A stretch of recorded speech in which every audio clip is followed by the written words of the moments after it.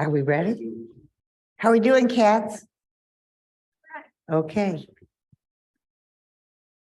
And I'm gonna turn my phone up too, to be really good.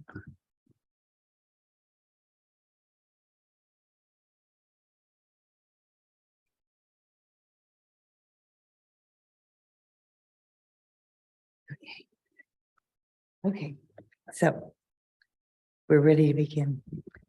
Good afternoon.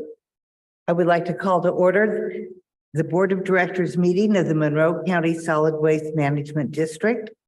This is November 10th, 2022, and we have a full agenda. Let's begin with the attendance roll call, please. Munson, Here. Thomas, Githens, Here. Hamilton, Piedmont Smith, Here. Jones, Swafford. Here. You have a quorum, and I would note for the record, Commissioner Thomas did already advise that she does plan to attend, but be running late. And unless I misunderstood Commissioner Jones, I do expect her to come in virtually at some point soon. Good. Thank you. Well, we have minutes first to address, and we have executive committee meeting minutes for October 3rd, which are in your packets, and these are for your information. We have board meeting minutes for approval. Ms. Piedmont Smith? Yes, I move approval of the Board of Directors meeting minutes from October 13th, 2022. Second. Thank you. Board members, do you have any questions or comments on these minutes? Not me. We'll have a roll call vote then, please. Githens, Yes. Swafford, Yes. Munson, Yes. Piedmont Smith. Yes. Motion passes. Moving on to the controller's report. Welcome, Ms. Dewar. And we'd like to hear first about cash flows. Okay.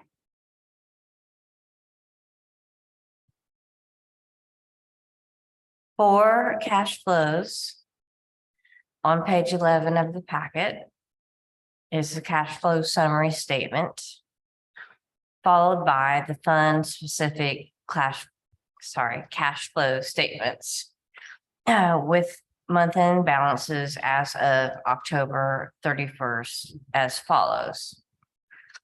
The operating is $2,377,896.74. Money market savings, $1,004,428.01. Closure bond debt, $31,337.30. Capital, $45,466.51. Landfill post-closure, $724,609.78. Are there any questions concerning the cash flow statements? Ms. Piedmont Smith? Yes, I was just wondering on the closure bond debt, how much do we have left to pay on that? I'm sorry. How much do we have left to pay on that? When does it expire? That is an answer that I would have to. Yeah, I'm sorry. Don't have that information readily available in front of me. But we certainly can get that at the office Monday, since tomorrow's a holiday, and provide that information to the board. Okay, that might be, I don't know how others feel, but that might be a good thing just to have every month, like have a little asterisk and have what the Okay, remaining debt is. we can certainly add that. Thank you. Yeah, we can. I would just, caution that we only make 2 payments a year. So that It'll be the amount's same. only going to change twice a year. Yeah, But a good reminder. Thank you. thank you. Any other questions? Oh, actually. Go ahead. Yes, I had questions. So on page 12 with the detailed revenue lines, what is toters? It wasn't budgeted, and there's like $1,200 in income. What is that? What was the line again? It's called toters. Oh, toters. That is, those are that is the recycling receptacles we provide to the GBN clients.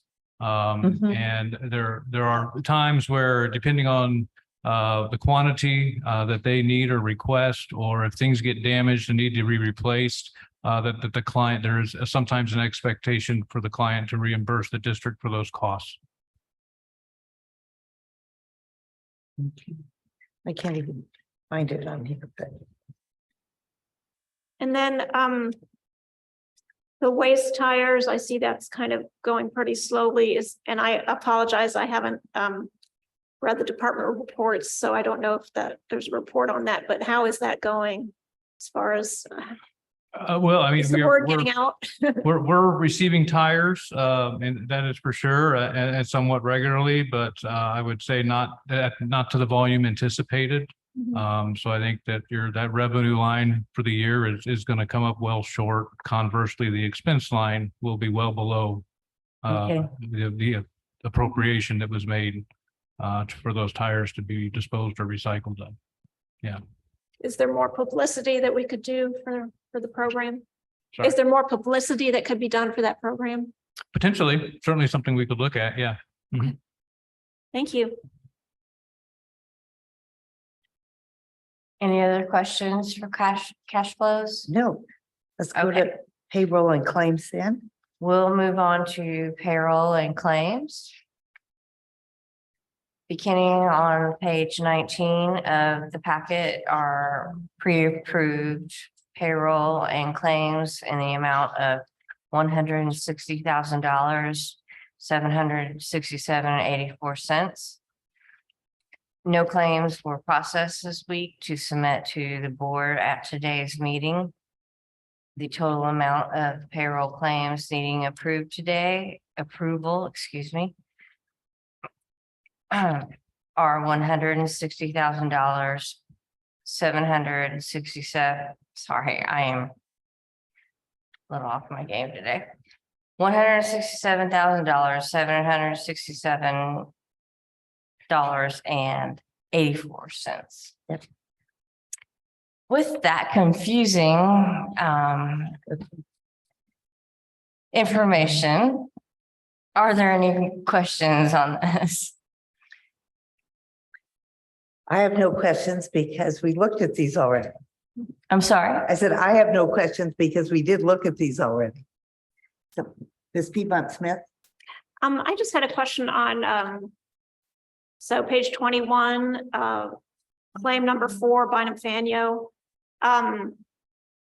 Were these like routine maintenance or what?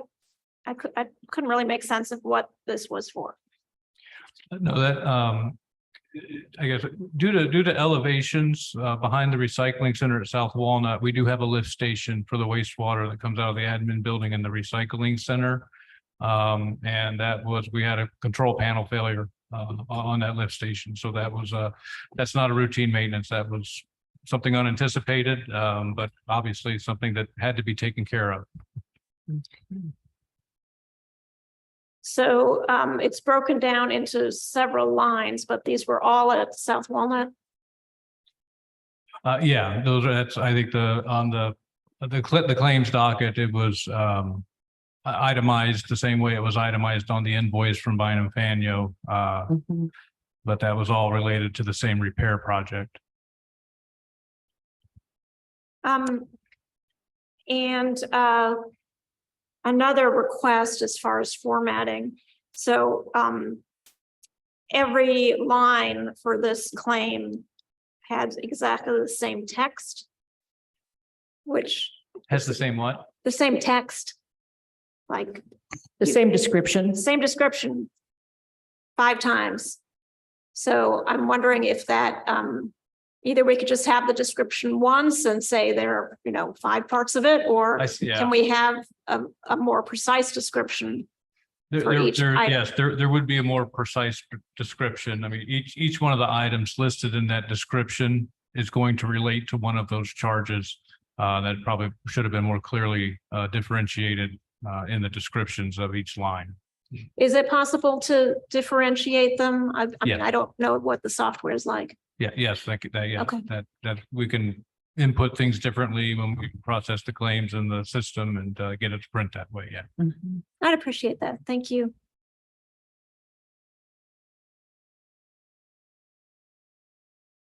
Other questions? Okay.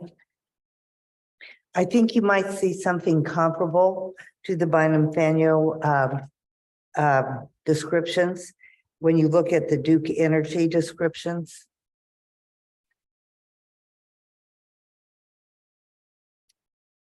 Yeah, and it's where, and it's if you'll note on the account column, all of those charges start 06. So each one of those is going to be electric bill for one of the rural sites. Mhm. And again, they got lumped into the one description to cover everything, and instead of identifying which charge is to which specific site. Mhm. And again, that can be put into the system differently to make Right. that distinction on the docket. Yeah, you might want to differentiate, because if you have some weird problem with the electricity, you'd like to know that that could be signaled by a very high bill one month for that place. Okay. Other questions or comments on the claims? Ms. Piedmont Smith? Yes, didn't we used to have a report that showed how much we paid Republic Services? We do, and we Years. usually include that with a claims docket that includes a payment to Republic Services. Okay, so we didn't have And any. I do know there is one in the office. So the next time that we run claims, we will be paying Republic Services, and that Okay. chart will show up. Okay, thank you. Okay. So if there are no further questions, we should entertain a motion for approval of claims. Madam Chair, I move approval of payroll and claims as presented in the meeting packet. Second. Thank you. Any further discussion? Seeing none, we'll have a roll call vote, please. Piedmont Smith, Yes, Thomas, Yes. Jones, Yes. Munson, Yes. Swafford, Yes. Githens. Yes. Motion passes. Thank you. Next on our agenda is discussion of new positions in the district's budget for 2023. So these are proposed positions.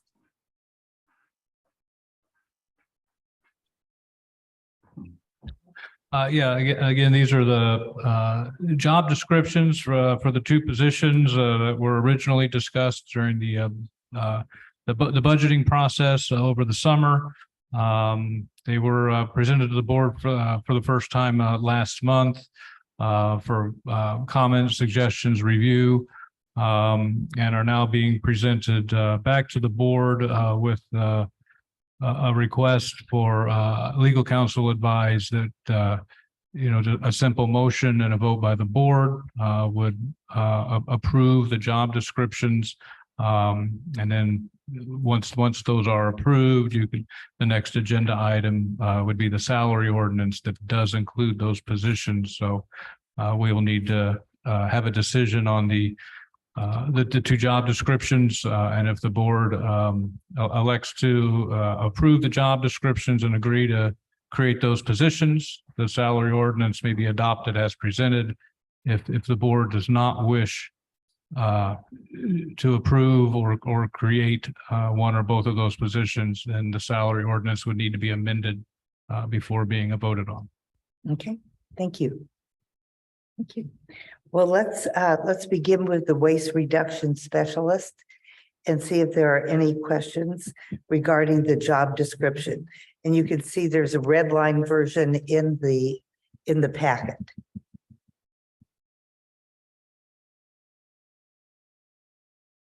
If I could comment, I had a really good discussion with Mr. McGlasson this week about these positions, and I'm more comfortable with it now than I was last time, so. Thank you for reporting that, and thank you for examining this carefully. Other board members, do you have any questions or comments on the waste reduction specialist position? Ms. Thomas? The other thing I want to add is that one of the things we talked about was tracking progress and making sure that we are clear on what's been achieved and the work that's been able to be done, number of contacts made, things like that, so that we can determine the value of the position in the long term. But I think it's worth giving it a try. And that's where I'm at on that. Thanks. Okay. So perhaps under responsibilities somewhere, I think we could include, we have prepare and provide reports to the executive director, board of directors, and other local and state agencies as deemed necessary and appropriate. So we can ask for reports. I would note that on page 42 of the packet, I guess I'm looking at the red line version, but Yeah, under responsibilities, number 3, other responsibilities, when requested, attend board of directors meetings and provide reports on waste reduction activities. Yeah. so that sounds good.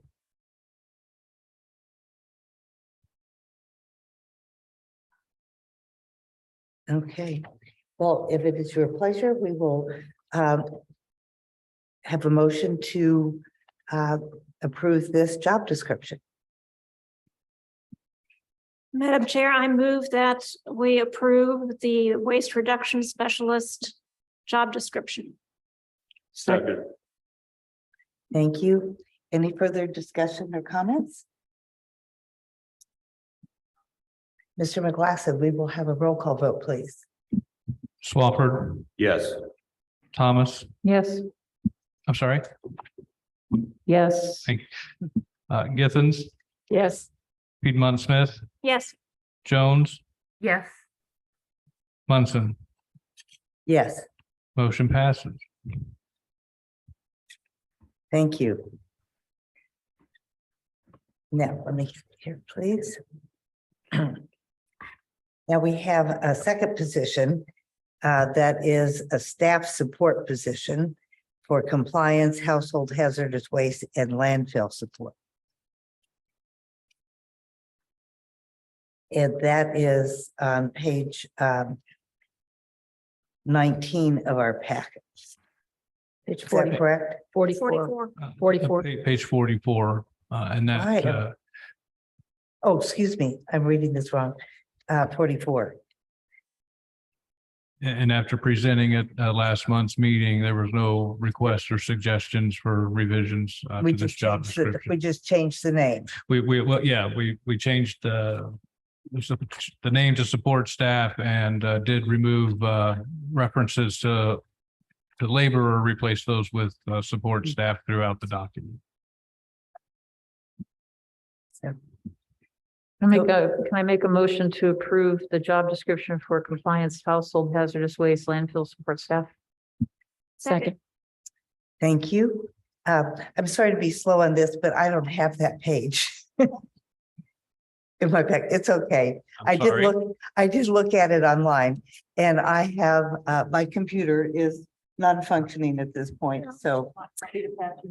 Yeah, no, I'm okay, because I've got printed copies here. And I had seen it before the meeting. I'm I just sorry don't that have it in I front did of not me, get that in the binder for you. I That's thought that I okay. printed the whole thing off.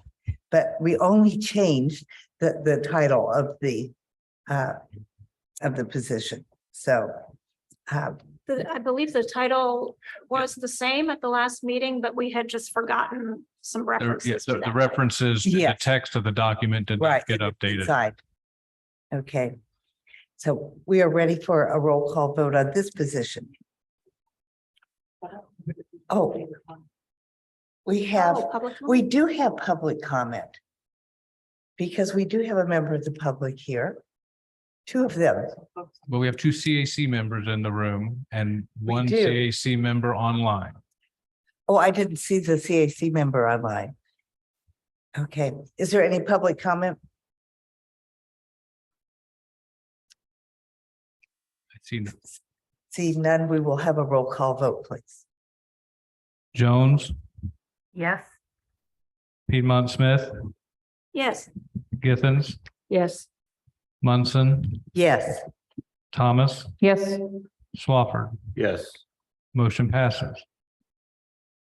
okay, thank you. Next we'll have a motion for resolution 2022-13. Please, I move approval of resolution 2022-13, Monroe County Solid Waste Management District ordinance for fixing salaries for calendar year 2023. Second. I'm sorry, who's second? I missed. Got to keep my notes straight, so the minutes are right. So an annual resolution that we have to do every year to establish maximum fixed salaries for all the positions for the coming year. As indicated in the memo, this resolution, the salary ordinance, is based on the 2023 budget, which included the 8.5% wage increase according to the CPI for urban wage earners and clerical workers that the district has historically used to establish that annual cost of living increase. thank you. So, board members, do you have any questions about this resolution? It all goes back to our budget deliberations. Okay. Is there any public comment about this resolution? Online, please raise your hand. Seeing none, Mr. McGlasson will have a roll call vote, please. And I'll ask the board members to be sure and stay afterwards to sign the resolution because it's essential for getting people paid. Thomas, Yes. Jones, Yes. Piedmont Smith, Yes, Swafford, Yes. Githens, Yes. Munson. Yes, Motion passes. we have another resolution. Ms. Piedmont Smith, yes, I move approval of resolution 2022-14, Monroe County Solid Waste Management District, establishing the 2023 district holiday schedule. Second. thank you. So you would think this would be pretty easy, but it's not. And every year your executive committee goes back and forth, like, should we change this or should we change that? And this is because there are 3 different workplaces within the district. There is the administration, there's South Walnut and household hazardous waste recycling. And then as a group, there are the 4 rural recycling centers, and getting things as balanced as possible is a mathematical challenge, and we almost approach it every year. Almost. I don't think it's not possible to actually make it totally balanced, but we do our very best. Once in a blue moon, maybe. So, and in addition to what Ms. Munson had indicated, at the South Walnut, at the recycling and household hazardous waste, in addition to them having a different schedule, you have 2 different scheduling rotations at that That's facility. right. So oftentimes, holidays that fall on a Tuesday only hit one rotation of employees and not the other. So even at that facility, you don't always have an equitable distribution of the employees. So on page 51 of the packet, a table I started putting together a couple of years ago that's kind of shows how we break all of that down and relate, all the holidays and paid holiday time back to the administration schedule and try to be as equitable as we can in ensuring that employees receive, roughly the same amount of paid holiday time on an annual basis relative to their schedule versus to administration. So you can see, and for this year, the administration office is being proposed to be granted 13 holidays.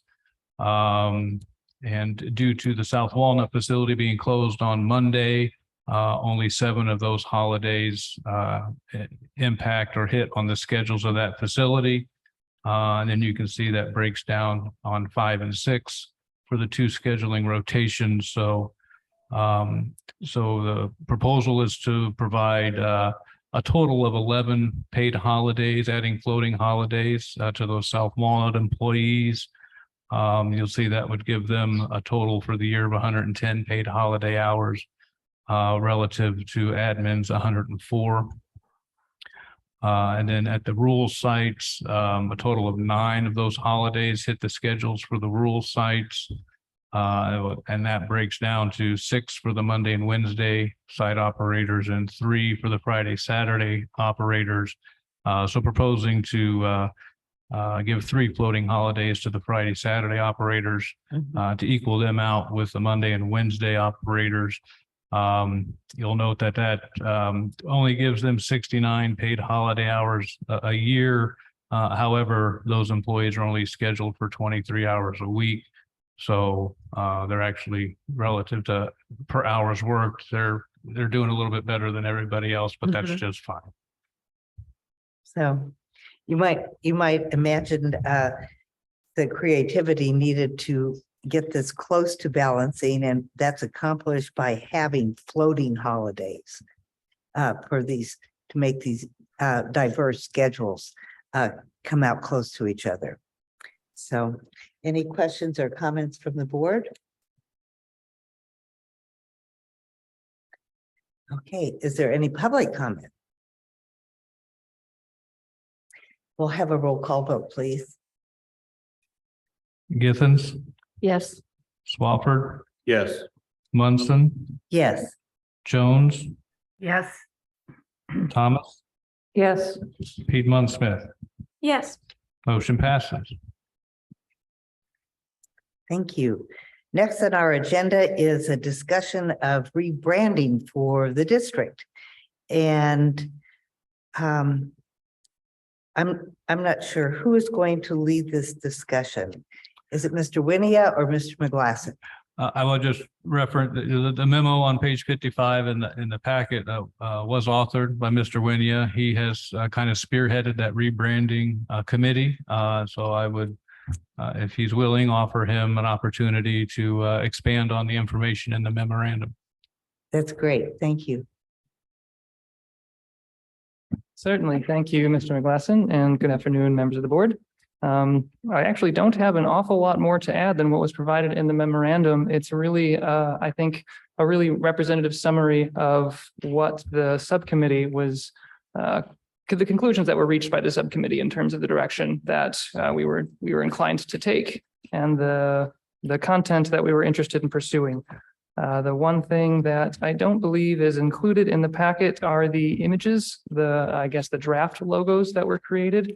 Either Mr. McGlasson, if you have them, you could potentially show them. Or... I forgot to do that. The oversight, sorry. Okay. Alternatively, I could also join the Zoom meeting and share them if that were a possibility as well during the discussion, if there's interest. Please. All right.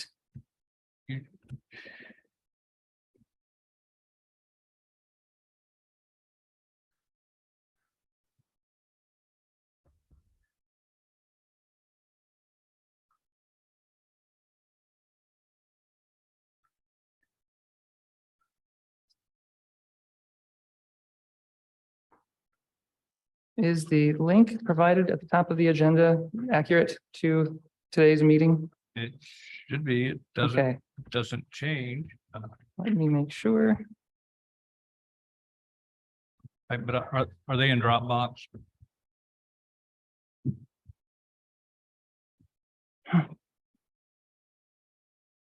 Well, at the very least, I think the discussion can begin around the content that is provided in the memo. Well, at the meantime, I will make an effort to connect to the meeting so I can provide the illustrations that accompany the content in the memo. There are elements such as the slogan and the potential name change that I think could also begin being discussed in advance of consideration of the logo content. Mr. McGlasson, could you address briefly the possibility of a name change and how that's legally we can. possible? Yes, it is. Changing the district's name is certainly a possibility. There are actually a handful of districts throughout the state that have done that. In my discussions with them, it is as simple as the board passing a resolution. Changing the name of how the district wants to be referred to. And then from the public's perspective, the board's perspective, that accomplishes that. Now there's obviously some work on the back end for staff, dealing with vendors and banks and IRS and the state treasury, but it is, like I said, a handful of districts have done it, so it's certainly possible to do. And I've talked with them, and they can certainly guide me through the process if this board decides that it wants to change the name of the district.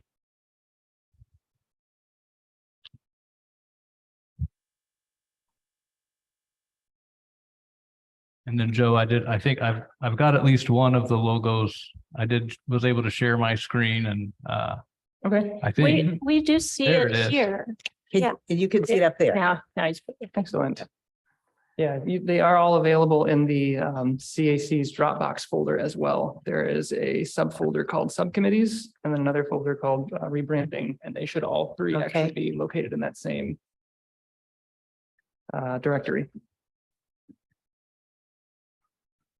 Indeed, they are. Thank you.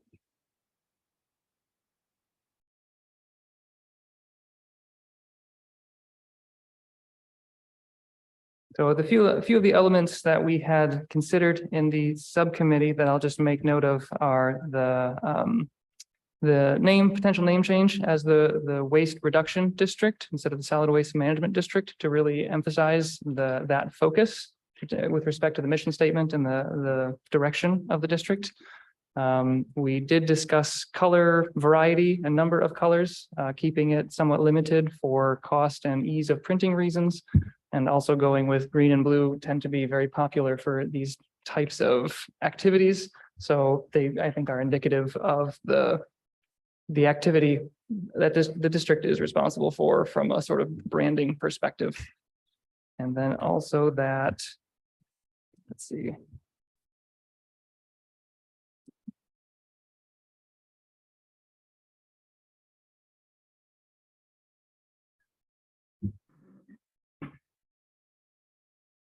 Yes, the idea of the Indiana state border to incorporate some element of the locale as something that I also observed in searching for other logos of similar types of organizations around the country.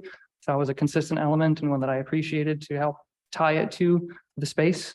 And then some elements that were discussed that were not included in these proposed logos were the idea of a shrinking trash can or having one central image with satellite images around it to portray some of the various aspects of the district's activities. Though another thing that I observed when referencing other existing logos is that they tend to be very simple and clear. And the notion of having many objects around a central object, I think, would detract from that trend and that quality that I think is valuable to have as well, to have something simple and solid to represent the district.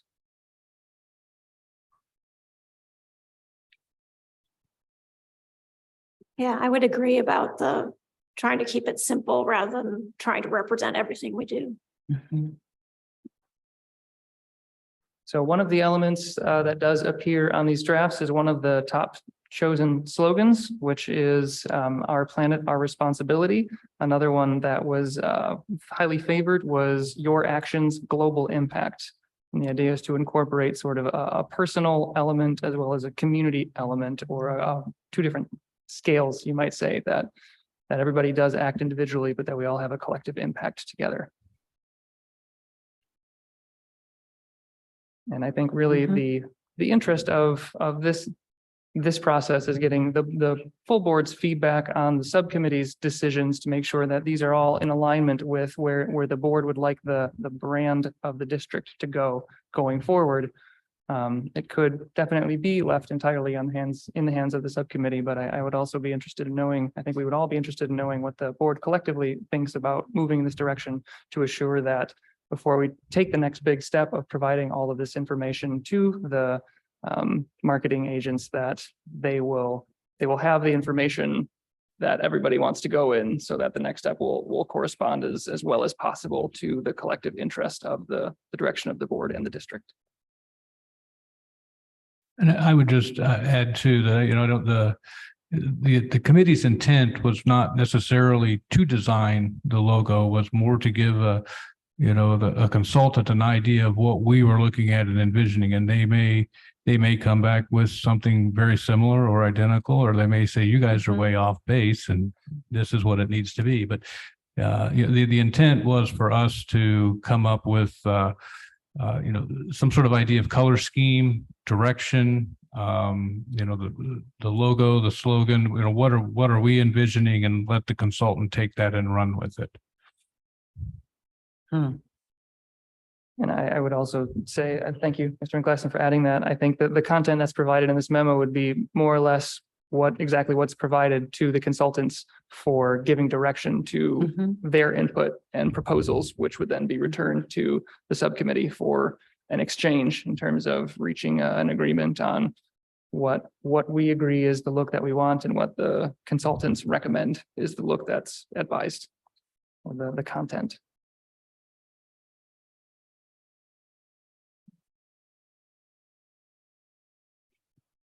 So I would comment that I especially like in the memorandum, the section titled General Interest to Incorporate into the new brand in the language therein. Inclusion of responsibility, call to action, empowering, incorporating the idea of individual and community, and the effect of individual action. That's very big and meaty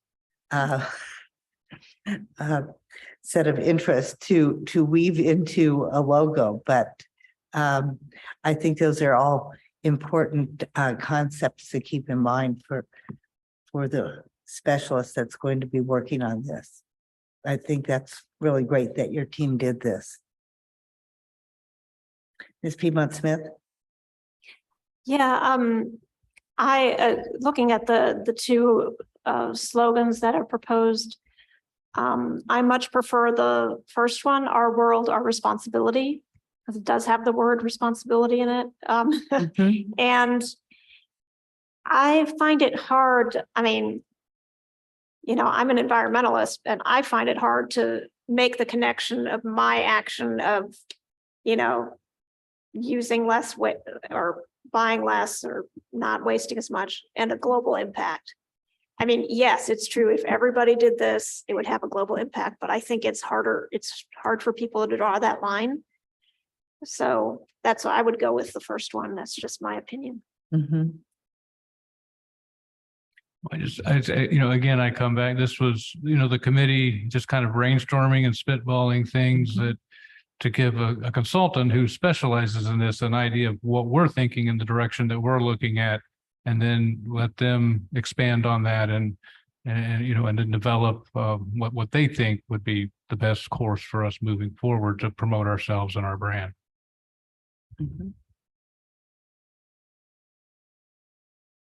Other comments or questions from the board members? I have one question, and it's just because it's a change. Why was the word solid omitted? in terms of solid waste? I don't remember that specific discussion. I but I can, part of it has to do with length and cumbersome of the name. Some of it, from my perspective, has to do with some of the calls that we get and people relating solid waste to human waste. Exactly. And so, so there is somewhere in there, there's a disconnect with that name, with that term. It's just that people also waste time, waste money. I mean, we're not going to address all of those as well.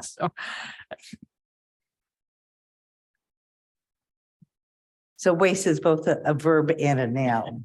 So, I will note, I don't believe we had an extensive discussion about the omission of that particular word. And I know I can also speak on my own behalf, saying that it was just a matter of simplifying, kind of Yeah. like Mr. McGlasson stated, just to make it really, really accessible, that this is about waste reduction. Yeah. And even adding the word solid, I think can cause you don't enough need- of a difference so that it just becomes a little bit less accessible to an average person who reads it, who is not as invested in waste as everyone here. And I think one of the things that to keep in mind with regard to that is that, the name came from state regulation. Mhm. When the state passed a law in 1990 requiring counties to form or become a part of a multi-county solid waste management district. And that term was based on state definitions of refuse. And that's, originally that's where the name came from.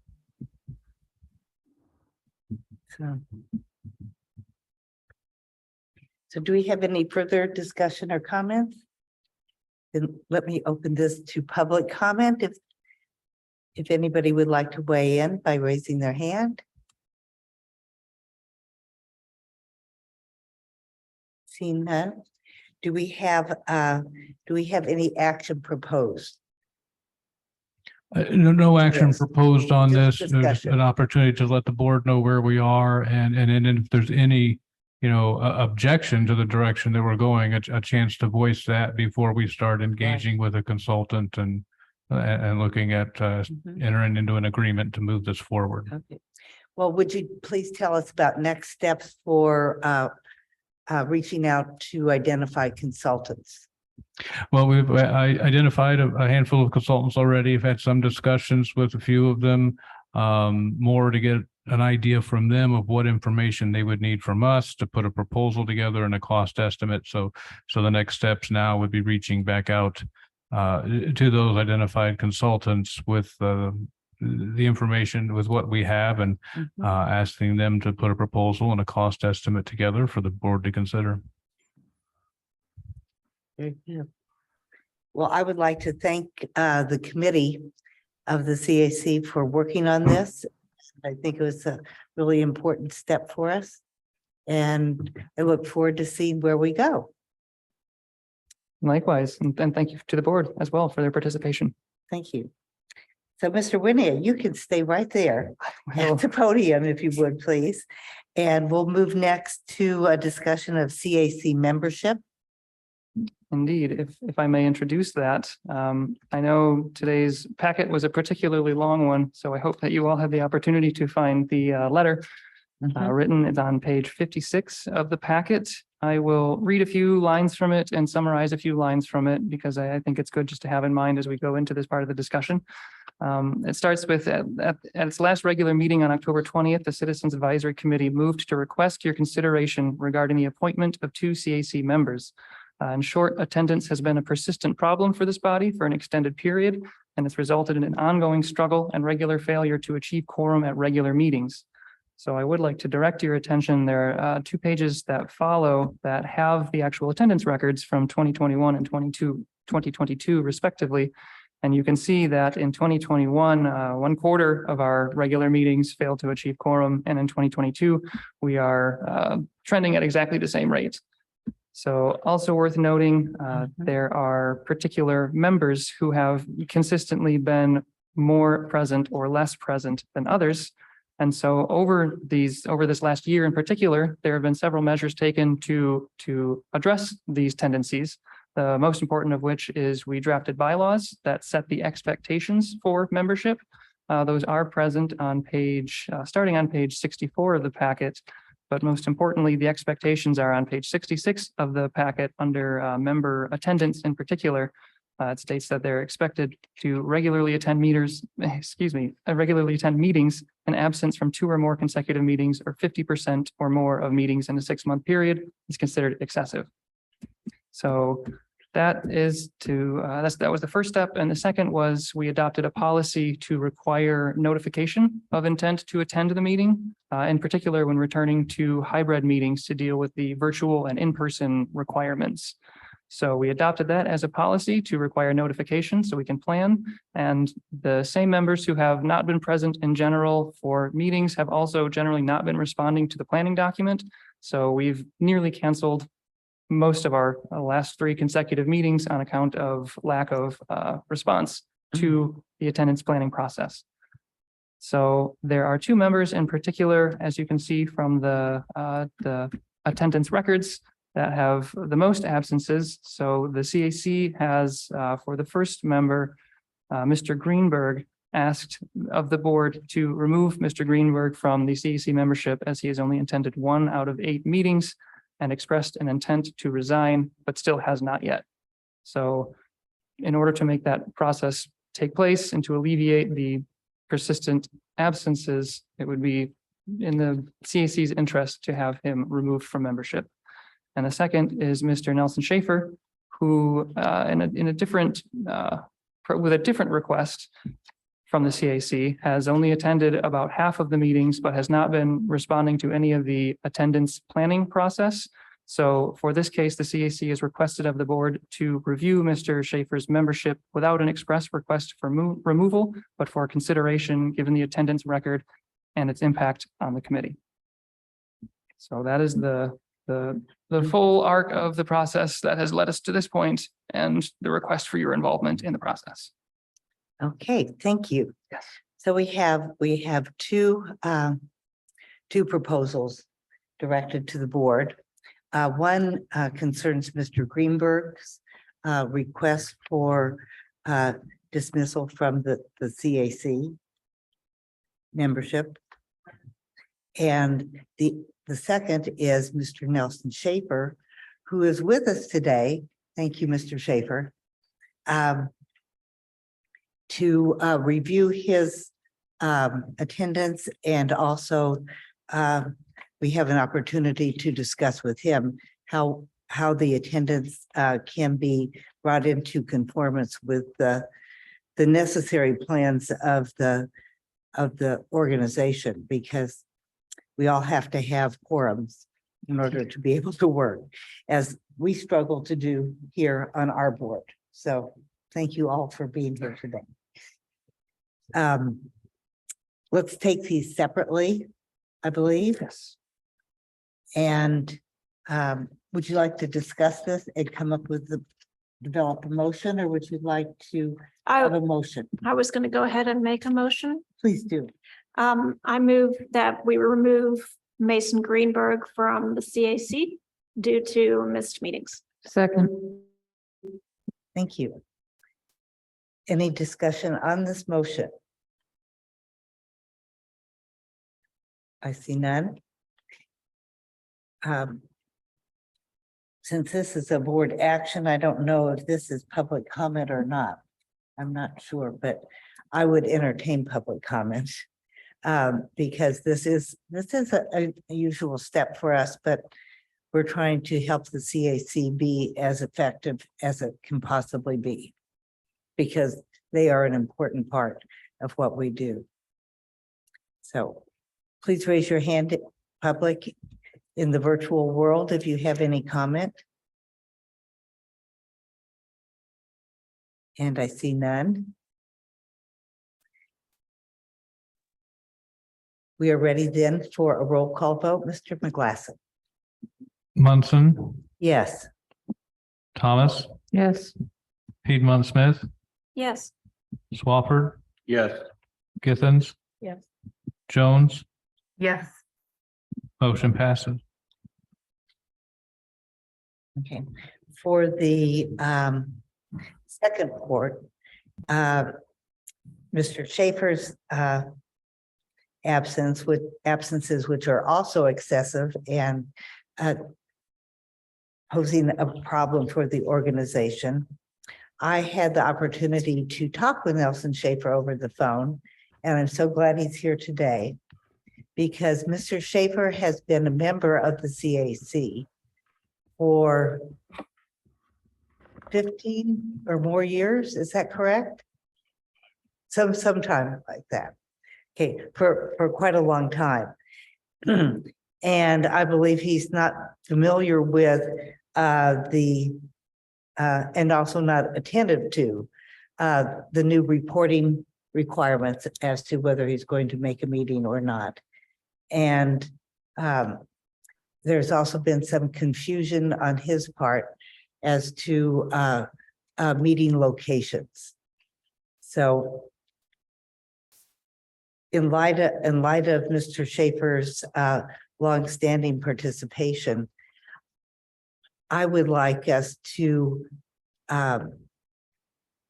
reconsider this at a future date if the absences continue to be a problem for the CAC.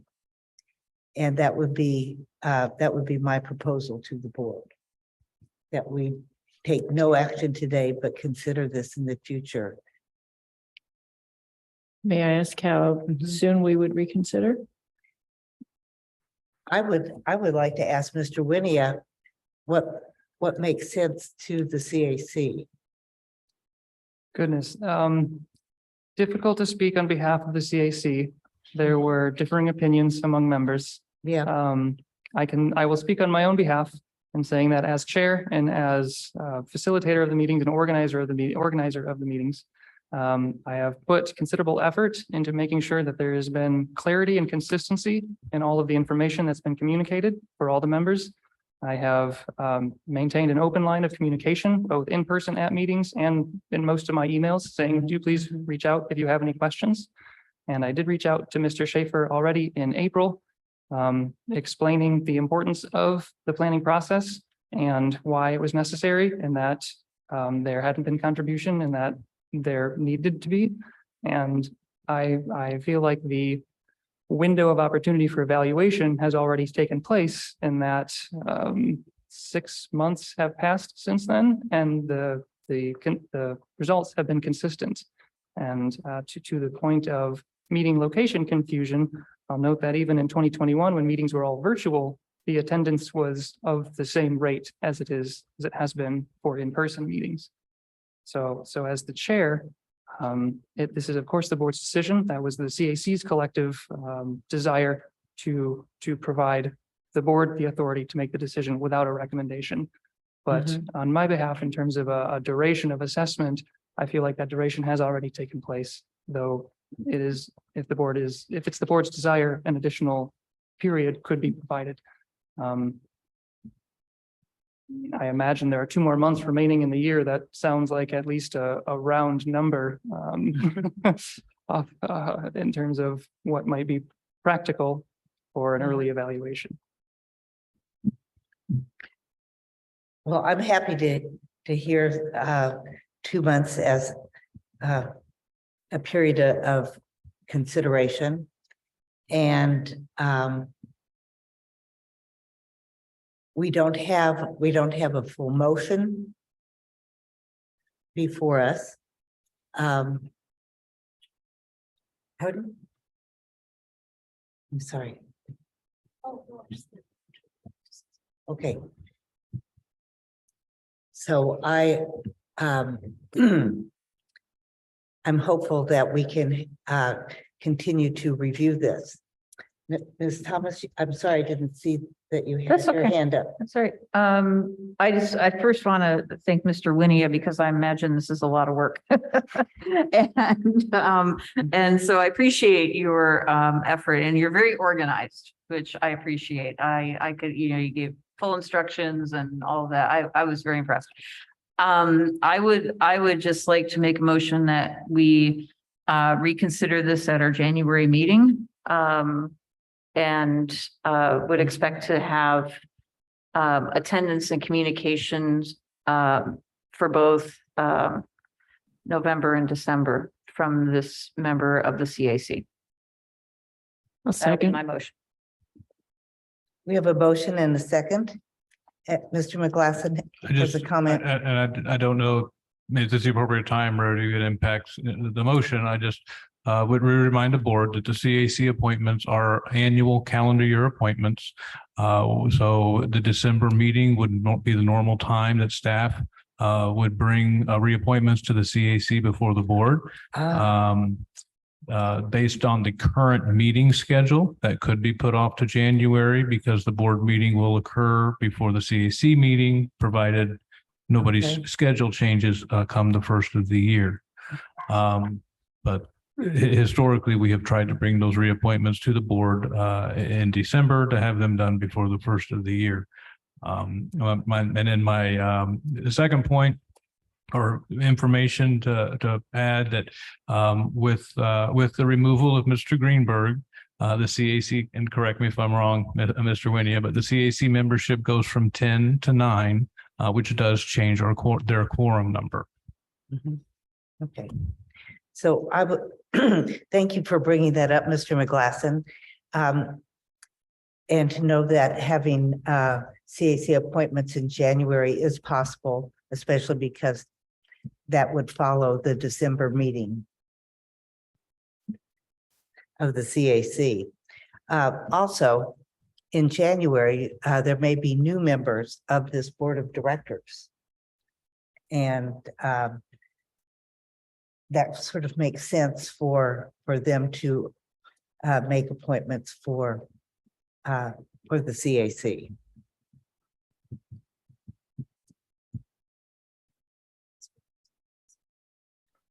Sure, I'll give public comment. Just a second. So we have a motion on the table for 2 months, and that would take us into January, the January meeting of this board, at which time we could also have the appointments of the CAC membership. Okay. Would anybody like to make further comments on the board?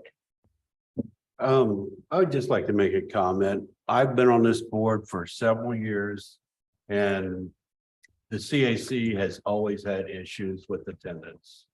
And I do understand your frustrations, but for Mr. Schaefer showing up today shows me his willingness to, start attending the meetings. And I have no problem with reevaluating in a couple months, but attendance and getting people involved in the CAC has always been an issue. And I've been on this board probably 18 years. So that's all I'd just like to say. So, thank you, Mr. Swafford. So if no further comments from the board, I would like to offer this opportunity for public comment. Raise your hands if you are virtual.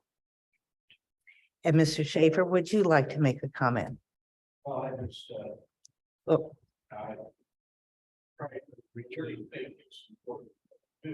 We need you speaking into a microphone, please. yes, thank you. I'm sorry. I think this is important, what we do, and I know a little bit about it. And I'm sorry if I've been dilatory. You do move the meetings here and there. And there's been more than once where I've gone to the previous time and it's moved somewhere else. It's a little confusing, but I'll try to do better if you keep me. thank you. So we have a motion on the floor, please. Any further comments? We'll have a roll call vote then. Piedmont Smith, Yes. Munson, Yes, Jones, Yes. Thomas, Yes. Swafford, Yes. Githens. Yes. Motion passes. thank you. So now we have more from the CAC. Let's go to the good part now, Mr. Winia. I did not What- mean to steal today's meeting. but I will remain for my last point at the podium, which is the CAC activity report.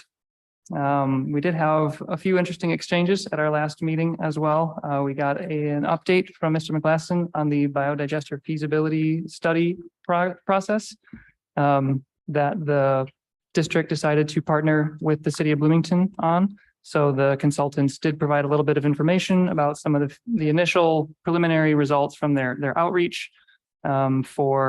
I think in particular, we had talked about potential sources for acquiring material for supplementing to the biodigestion process. I did also provide the same update on the rebranding process to the CAC that we just discussed today, and received a little bit more feedback that was valuable.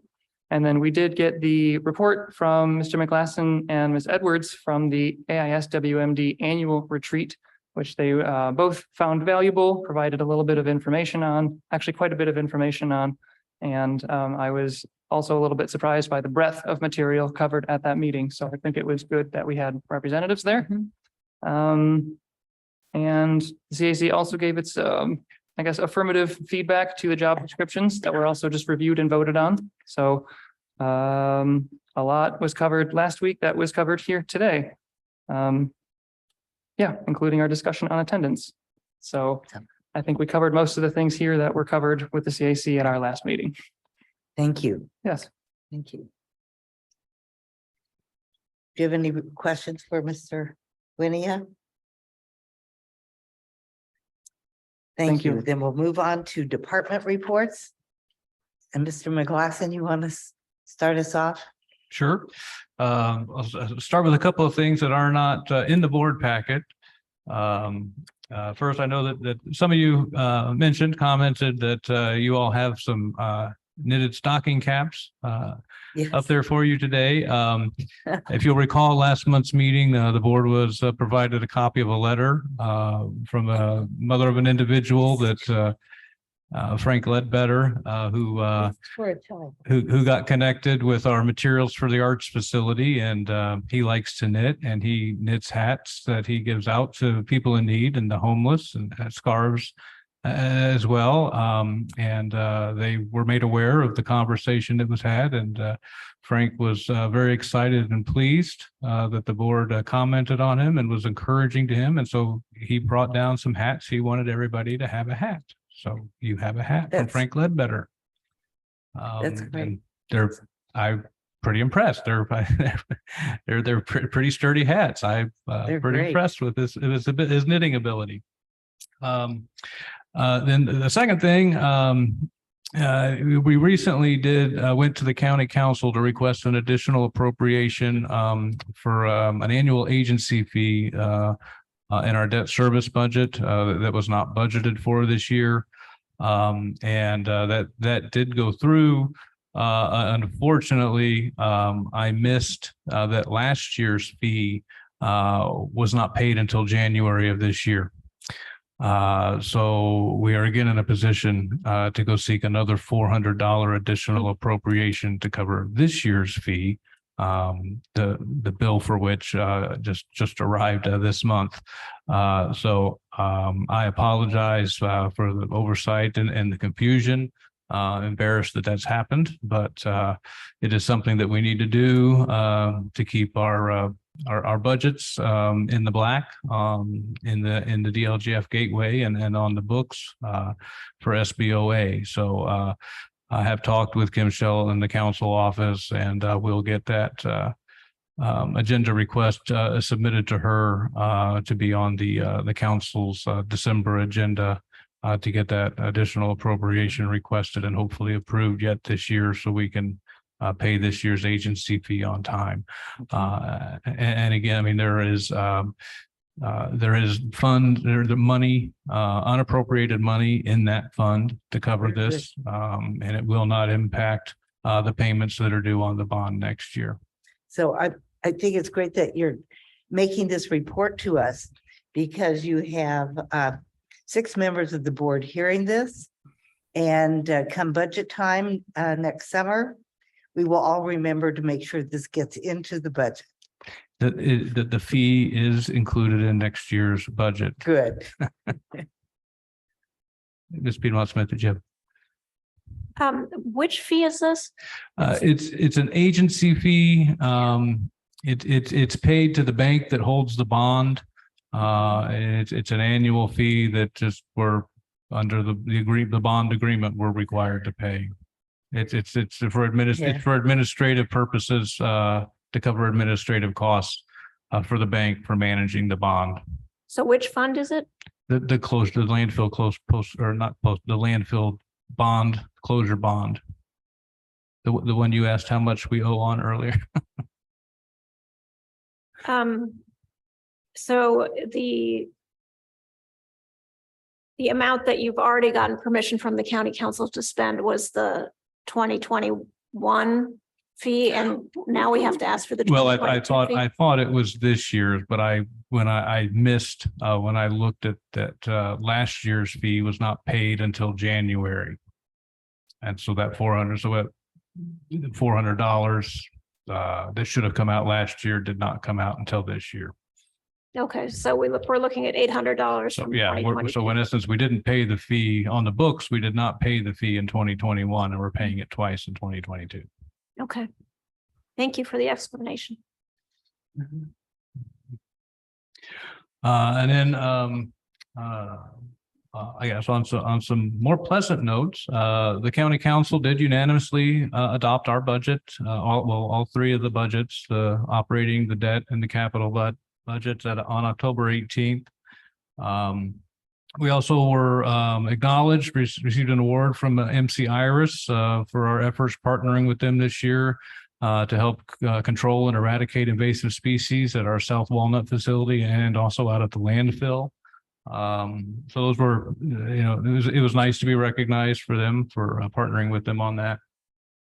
And then also on the memo on page 72, the packet, Mr. Winnie referenced, I provided the CAC with an update on the digester study.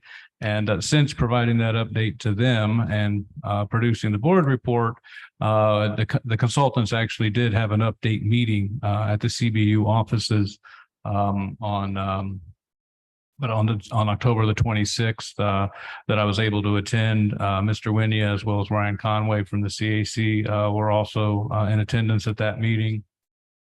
And as you can see in the memo, the consultant provided updates on, their attempts to contact potential generators and users of such a facility should be developed. I think my recollection was initially the study proposed looking at a 50-mile radius. They've since expanded that to a 75-mile radius. And you can see they've attempted to contact about 100, what they've identified as 180 potential feedstock sources. We've gotten about a 30% response rate. So, certainly could be a better response. But of that, about half of those respondents indicated that if the facility were to be put into operation, they would consider using it. They did not have, Mr. Winnie, do you recall? I don't remember. They didn't have any volume estimates based on. I don't think that the consultant was able to provide any volume estimates for material that those potential users would bring into the facility.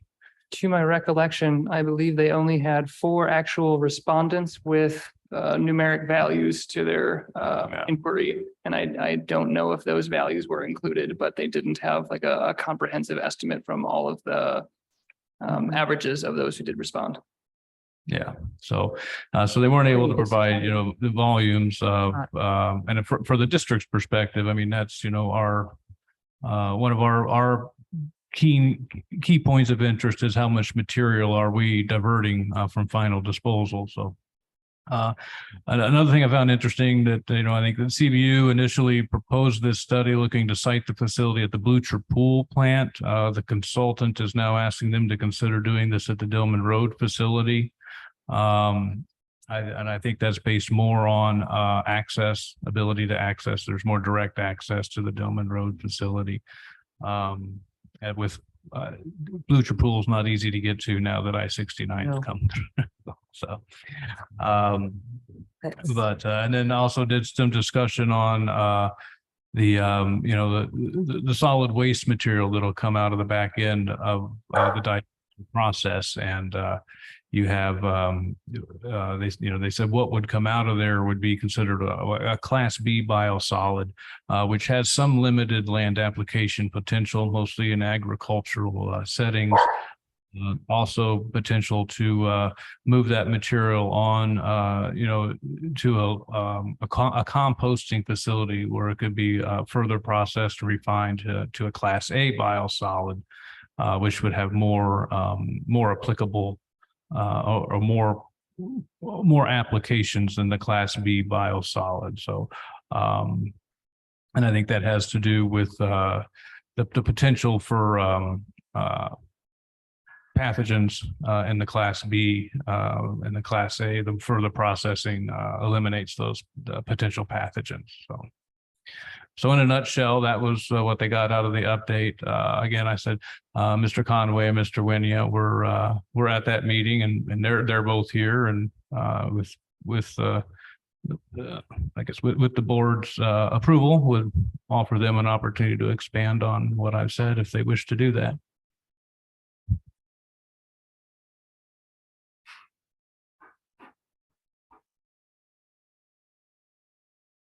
I can't see Mr. Conway's hand, so I don't know if he has anything to say.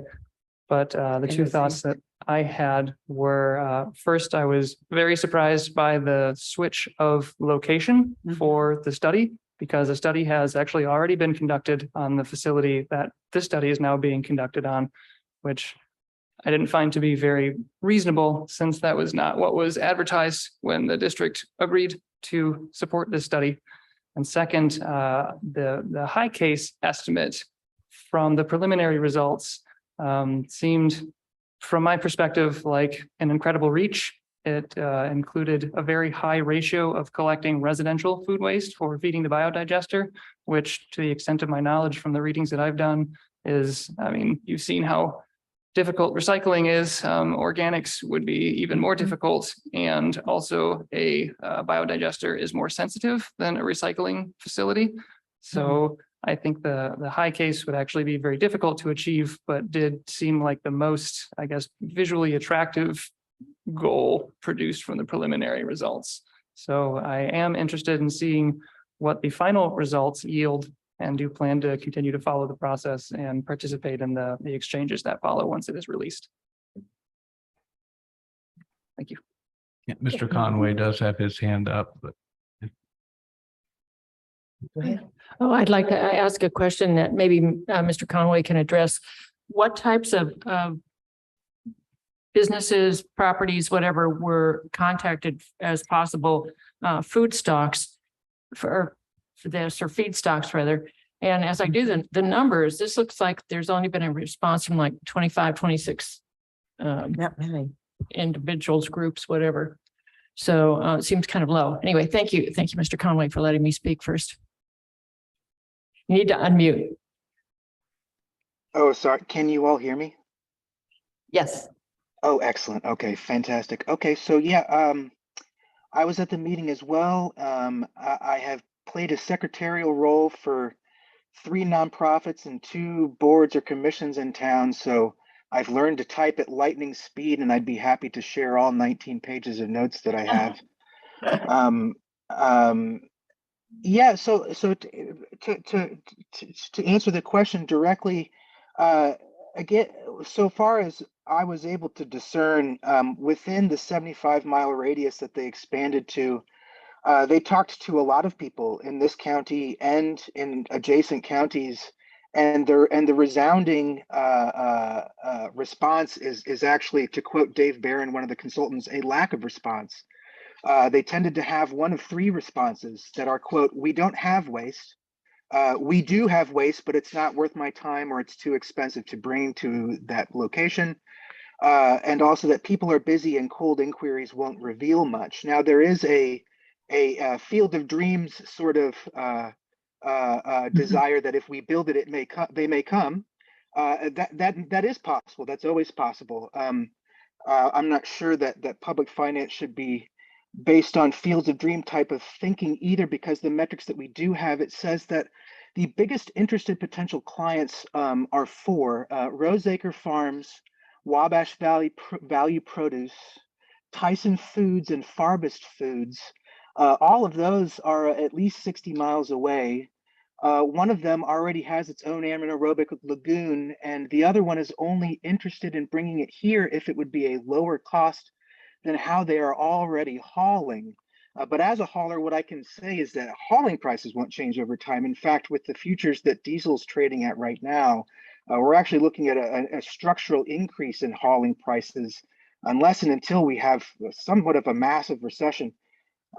So looking at the source potential, I think that they said there were a couple of blood renderers from abattoirs that do animal slaughter for food creation, and maybe a couple of wineries. And fats, oils, and grease that already are a problem in the wastewater system, of course, could definitely be utilized. But so far as their actual results suggest, there does not seem to be much interest. And when quote unquote aggressively pursuing local residential organic waste came up, the lead consultant immediately looked at me to ask what our issues with contamination have been. And I can say, much like the rest of our recycling system, that contamination in organics is still a massive problem. And Earthkeepers has maintained for years that education has to come first on this, or we will run into problems. I refer you all to the Kessler report in 2018 that was specific to organic waste recovery. And one specific example they give of Madison, Wisconsin, warns precisely against a biodigester, which went down because of contamination. It became so contaminated over so many years that the person running it increased the cost until they just had to shut it down, and then the town was without an organics program. So putting the cart before the horse in this sort of a situation could be pretty damaging. And I have to echo that. I support Mr. Winia's comment that I remember that the board funded a research project for the bleacher pools, and that a research project 2 or 3 years ago had already been conducted on the Dillman wastewater treatment plant, and that scientific research conducted in good faith revealed that it might not be financially feasible for local government to execute on this. However, Energy Power Partners is what I would call a motivated consultant that has a financial wing specifically built for going around the country looking for these types of projects and building a case based on the repertoire of projects they're able to acquire. So to refer to Energy Power Partners' previous projects with biodigestion, I would also refer to some cases in Vermont that you all might want to Google or look up, where some biodigester project that they were behind didn't work out so well a couple of years after it was initiated. So these are all things, contextual factors that I think that we do need to take into consideration. And as far as the story has gone about, free fertility for conventional monocropping farmers, their analysis showed that they have not found any farmers in this area that are interested in receiving the biodigestate, the Class B biosolid. Now, there are places in Indiana that would love it and would certainly take it, and plenty of people are registered to do it.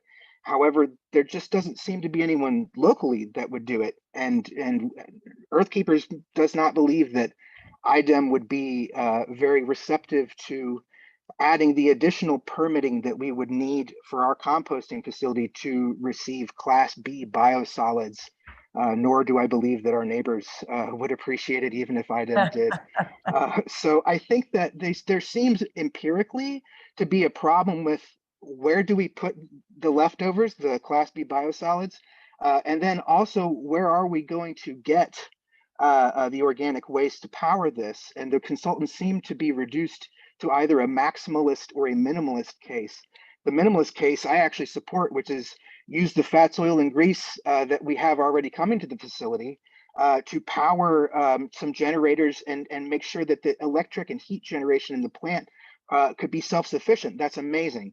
The maximalist case that they're pushing is something about how they would finance the operation to extract and compress and refine gas for a pipeline.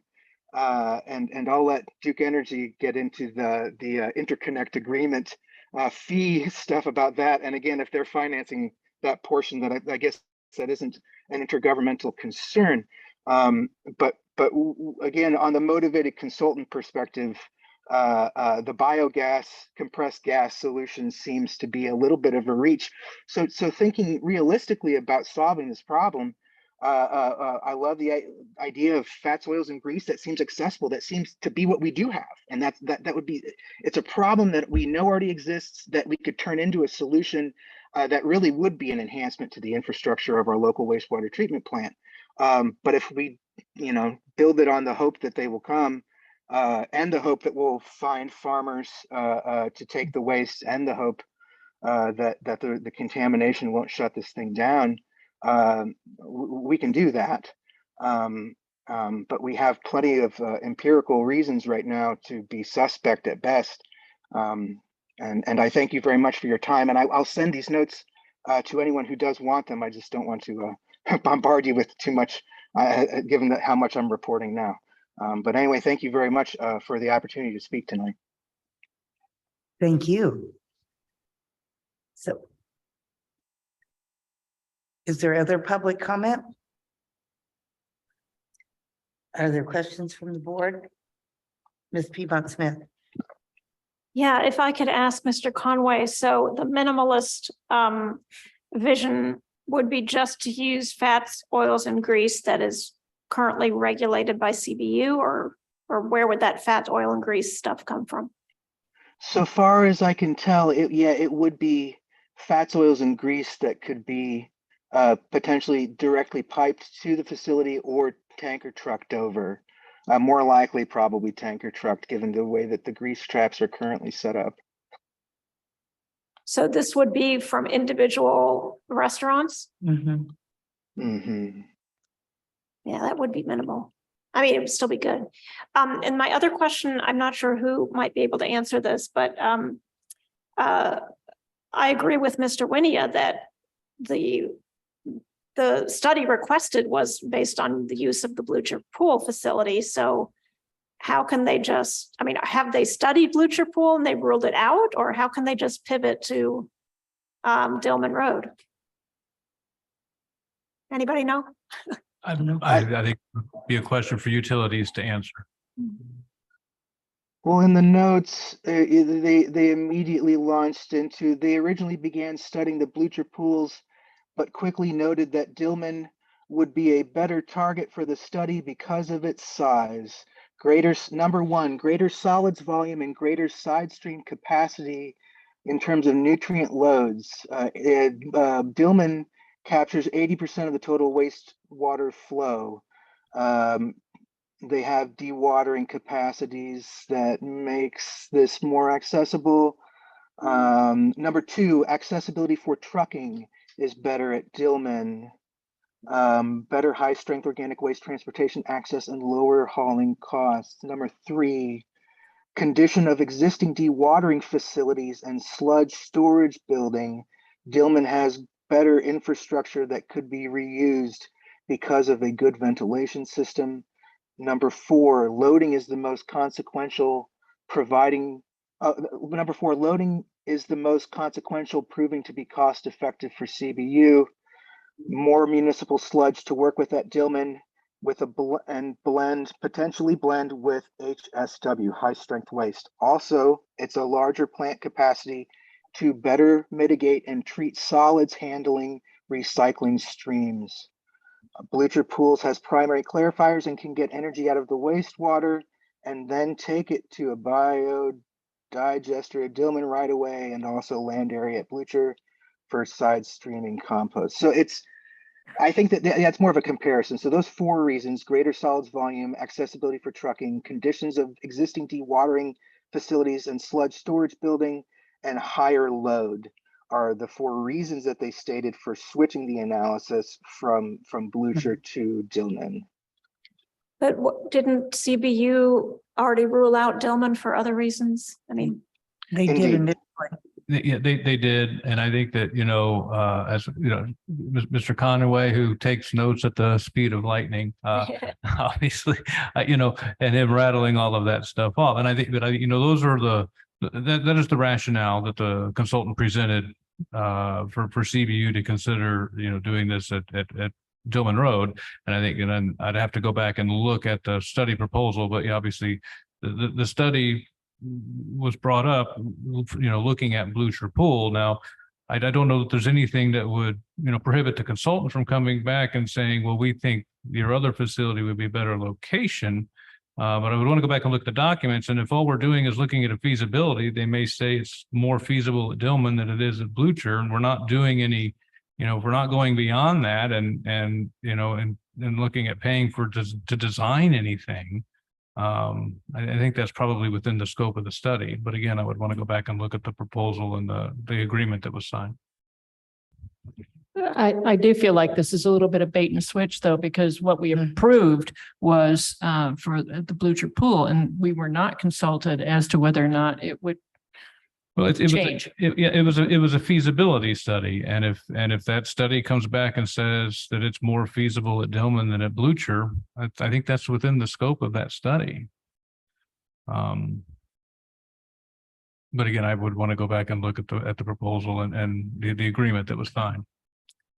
I think some of those specifics are really up to CBU rather than to the district. Right, but I think, but to Ms. Commissioner Gibson's point, what we agreed to was to look at a feasibility study of doing a digester at Blucher Pool. Right. And, and if all we're doing is looking at the feasibility of doing it here, and if they want to say here versus there, but if we're going beyond that and looking at doing any design work, or, that's not what we signed up for. No. We just signed up to say, is it economically feasible to do this? Yes or no? So, anything further, Ms. Peabody Smith? Yes, so what is the timeline to get the final report?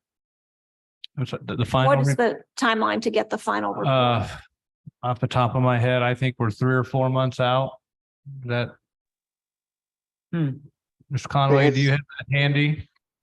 They had said end of January, between end of January and end of February 2023 will be scheduled for presentation of the final report. Yeah. So I imagine that they'll have something in December. Thank you. So, anything further, board members? Okay. So, Mr. McGlasson, do you have other items I you wish to conceded the report? balance of my time to Mr. Winnie and Mr. Conway. That sounds so lawyerly. Okay, well, in your packets, you have information about the media reports and the education and outreach. Yeah, the same media summary and education outreach summary that are there every month, and obviously happy to answer any questions on any of the information in the memo. Okay, so let's move then to a report from Mr. Joey Long, who's been patiently waiting to talk to us. He's there. Yep. Hi, everybody. Hi. So as Tom mentioned earlier, I'll start with the recycling. Staff has been working with MC Iris, and Elisa Procrowd came in and removed all the invasive species, cut them down. And staff has been going in and cleaning up the park, dragging everything off, boxing it up, and we sent it down to Good Earth Composting. So we've got all that done now, so there's no more brush or tree limbs or anything laying around, so all that's cleaned up. The household hazardous materials, we're still working on shipments. Our vendor is changing the way they're doing stuff. They've had some setbacks with their facilities and staff.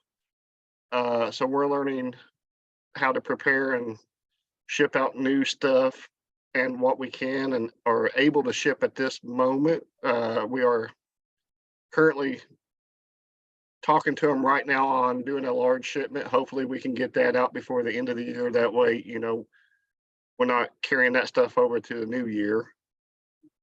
And a recycling center, Our Ellisville location, we have concrete steps outside their office building and they have weathered and cracked over time and broke. So we've done some minor repairs to them. The floor in the building has some wear and tear on it that's starting to need fixed. So we have met with a contractor that has given us a quote. And we're hoping to get him started on that soon to fix the inside of the building and build like a little step and deck on the outside of the Ellisville Recycling Facility office.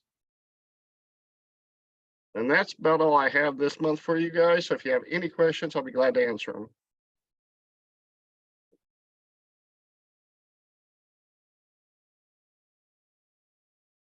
So I will ask about your tonnage and pools. Have you noticed any changes in your averages? Not really. They go up and down between each site, but they're real close the same each month. You know, if you look back, you know, one site may be heavier, but one site may be a little bit lower. So I don't know, you know, I know we have a lot of customers because I go out to the sites I try to go at least twice a week to talk to all the guys and see how everything's going. So I attend each site and I see some of the same people recycling at different sites. And, you know, I guess I never thought about it. I always figured, you know, one person would use the Bethel Lane or use the Ellisville, but I see people recycling at the Ellisville site. If they're on that side of the town, I see people recycling on the south side at Monroe. So I guess I never expected that. So over, you know, this year I have learned that, you know, I'm going to see this people recycling at different locations. So, you know, depending on where people's at on that side of town, one site may be getting more than the other. That's interesting. I would think it would always be people going back to the same site every time. So Me too. I that's why I totally expected, but I try to go out there on Monday, Wednesdays, and Fridays to see the guys, see if they need anything and what's going on. And I see people that I recognize at other sites all the time. So board members, do you have any questions for Mr. Long? Thank you, Mr. Long, for Thank your you, guys. report. Next, let's hear from Mr. Paulson. Hey, Lee Paulson, landfill environmental compliance director. Just the report kind of speaks for itself. Only thing we really kind of been working on is we started, and actually as of today, we finished our November groundwater sampling. Conditions were great. Equipment all worked out really well. Mary Beth and I were able to knock it out in pretty efficient time there. So the only other thing I would bring up would be when we get to the compliance stuff is that I know there was a question about tires being brought to the recycle center. One thing I can notice is that from when we started that program, I've seen our tire numbers like fall off a cliff. You know, we're maybe find a tire or something like that. Not that we don't think that there aren't still some out there somewhere, but for in regards to numbers that we see and numbers that we're collecting ourselves, we're seeing a very small amount compared to what we were averaging month by month. So in that sense, I think that it's a positive, and it's still something that people are building up to. And when Mary Beth and I go to people's houses, that's definitely something that we bring up when we notice tires are something there, along with the other solid waste things that we can highlight. We are trying to help people understand that there is a program available and it's affordable and that kind of stuff like that. So at least from our numbers, I am seeing a huge reduction in what we're pulling off the side of the roads. It's not correlating to us having less cases or anything like that, because we're almost at the end of October, the most cases we've ever had for a year, and we still got a couple months to go. And I know this first couple of weeks of November, Mary Beth has been out and I've been out for other things already. So those numbers are still not going down, but shifting in where what those numbers are. So we're seeing a big uptick in our adopter road as well.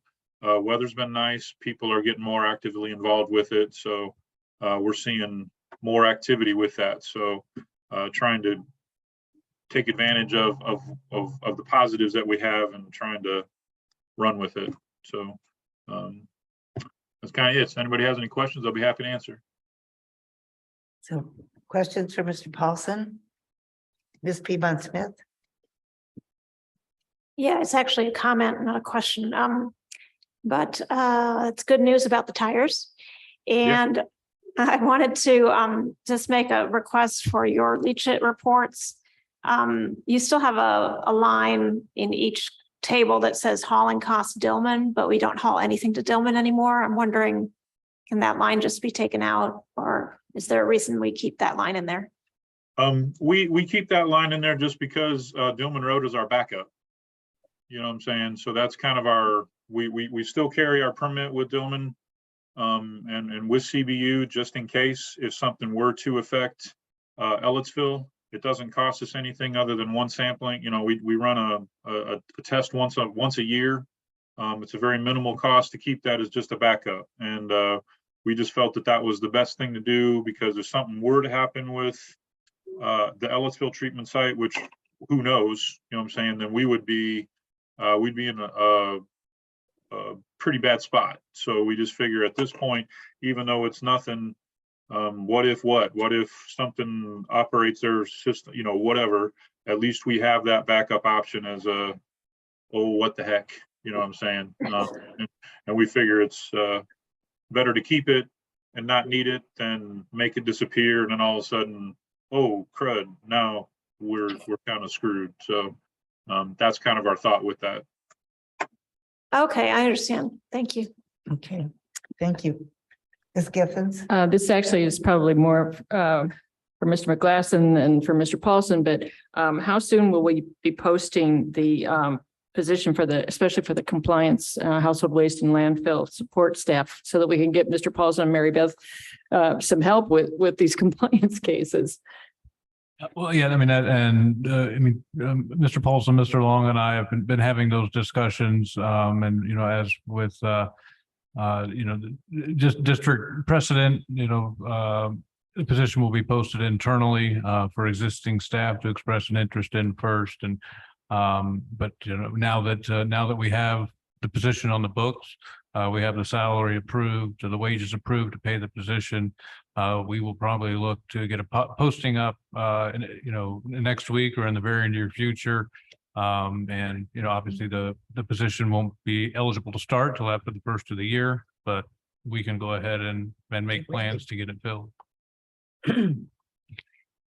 I would comment that I think it's good for the waste specialist position, because somebody might be finishing up some of their academic work at the end of December, and they might be ready to hit the job market.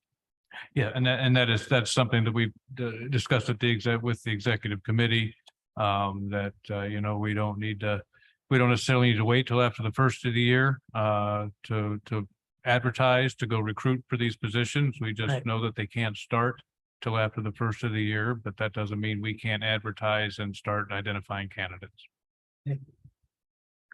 Okay.